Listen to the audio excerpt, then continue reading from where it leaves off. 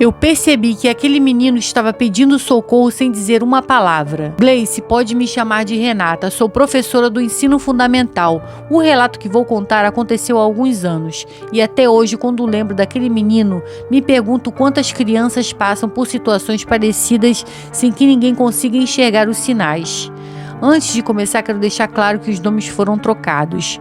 O menino da história se chamará Gael. Ele tinha 12 anos. Gael era um daqueles alunos que a gente percebe logo nos primeiros dias de aula. Era alegre, prestativo, gostava de conversar, fazia brincadeiras com os colegas e sempre tinha alguma coisa para contar. Mas de uma hora para outra ele mudou. Não foi uma mudança gradual. Foi como se alguém tivesse apagado aquela criança que eu conhecia. Gael passou a chegar de cabeça baixa, quase não conversava, parou de participar das atividades, não brincava no intervalo e quando algum colega fazia uma brincadeira com ele apenas dava um sorriso sem graça. As notas começaram a cair, mas o que mais chamou a minha atenção foi outra coisa. Mesmo nos dias de calor intenso, Gael aparecia na escola usando moletom de mangas compridas. No começo pensei que pudesse ser apenas preferência, mas aquilo começou a repetir todos os dias. Eu tentei conversar com ele. Certa tarde pedi que ele ficasse alguns minutos depois da aula. Perguntei se estava tudo bem, se havia algum problema em casa, se alguém estava fazendo alguma coisa contra ele. Ele apenas respondeu: "Está tudo bem, professora", mas não estava, Gleice. Eu conseguia perceber isso no olhar dele. Alguma coisa estava acontecendo. Conversei com a mãe do Gael e expliquei que estava preocupada com a mudança repentina de comportamento e com a queda das notas. Ela ouviu tudo com uma expressão indiferente. Disse que ele estava naquela idade de adolescente e que estava tudo certo, normal em casa.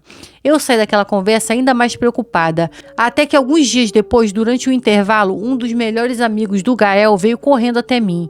Ele estava assustado e disse: "Professora, pode ir até lá? O Gael está chorando no pátio." Na mesma hora fui procurar por ele. Gael estava sentado sozinho, afastado dos outros alunos, tentando esconder o rosto. Eu me aproximei devagar e disse: "Gael, vem comigo. Você não precisa me contar nada agora, só quero ficar com você um pouco." Levei o Gael para uma sala reservada, fechei a porta e sentei ao lado dele. Eu não queria pressioná-lo, apenas disse: "Eu percebi que você mudou. Você não precisa ter medo de falar comigo. Se alguma coisa estiver acontecendo, eu quero tentar te ajudar." Ele ficou em silêncio e depois começou a chorar. E naquele momento eu percebi que aquele choro não era de uma criança que estava apenas triste com a nota baixa. Era o choro de alguém que estava segurando aquilo há muito tempo. Depois de alguns minutos, Gael finalmente falou: "Meu padrasto está batendo em mim." Eu fiquei sem reação por alguns segundos. Ele começou a contar que as agressões aconteciam dentro de casa e que por medo ele tentava esconder as marcas usando o moletom. Foi então que eu entendi por que ele não queria conversar. Ele tinha medo de contar para alguém e principalmente medo de que ninguém acreditasse nele. Gael também contou que havia tentado pedir ajuda à mãe, mas que ela não o protegia. Segundo ele, a mãe tinha medo de perder o namorado. E aquela foi uma das partes mais difíceis de ouvir, porque Gael tinha apenas 12 anos e já carregava a responsabilidade que jamais deveria ser colocada sobre uma criança, tentar sobreviver dentro da própria casa. Naquele momento eu entendi que não podia simplesmente ouvir aquilo e mandar Gael de volta para casa, como se nada tivesse acontecido. A escola precisava agir.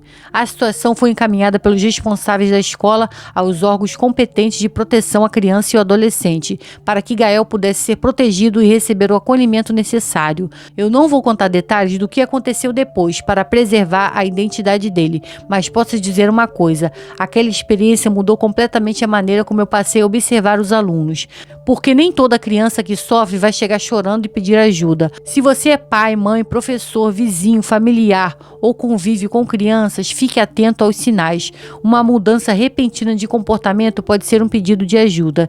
E principalmente, nunca ignore uma criança quando ela tenta contar que está sofrendo. Às vezes, tudo que ela precisa é encontrar um adulto que esteja disposto a ouvir, acreditar e agir. Eu agradeço muito pelo espaço para contar esse relato. Gente, olha, quando tem coisa com criança, não me desce, gente. Isso pode ser chamado de mãe? Me responde. Isso pode ser chamado de mãe? Ela foi totalmente negligente com o próprio filho. Ela deveria acolher, proteger o filho. Ela simplesmente, com medo de perder o namorado, gente. Eu queria... Tem inúmeros adjetivos aqui para falar para essa mulher, mas eu vou ficar quieta pro vídeo não cair. Deixa aqui seu comentário. Muito obrigada e até o próximo relato.